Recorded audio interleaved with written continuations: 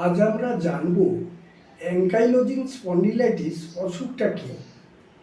এই অসুখটা হচ্ছে blood test করলে HLA-B27 পজিটিভ থাকলে রোগটা ধরা পড়ে।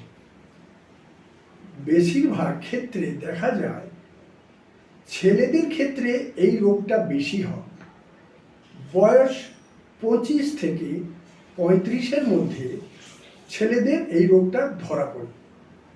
প্রথমে হাঁটু ব্যথা দিয়ে শুরু হয়, হাঁটুটা ফোলে ব্যথা হয়, তারপরে শোল্ডার জয়েন্ট ব্যথা হয় এবং স্টিফনেস হয়ে যায়। স্বাভাবিক চলন ক্ষমতা পরপর বন্ধ হয়ে যায় এবং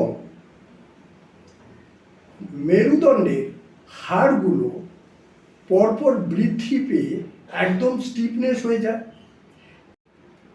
হ্যাঁ, আর একটু বলি অ্যাঙ্কাইলোজিং স্পন্ডিলাইটিস সম্বন্ধে। আমাদের যে স্পাইন রয়েছে, স্পাইনে 33টা ভার্টিব্রা রয়েছে।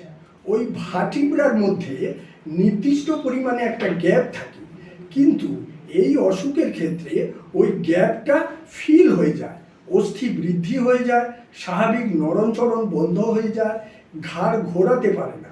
এমনকি কোনো পেশেন্ট দাঁড়ানো থাকা অবস্থায় খাটে বা চেয়ারে পা তুলতে পারে না।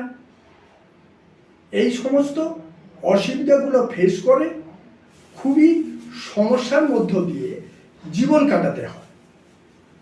এর কিন্তু হোমিওপ্যাথিক খুব ভালো ট্রিটমেন্ট রয়েছে। আপনারা যোগাযোগ করতে পারেন ডাক্তার অরূপ সিংহটাল, চেম্বার, শিবপুর, হাওড়া।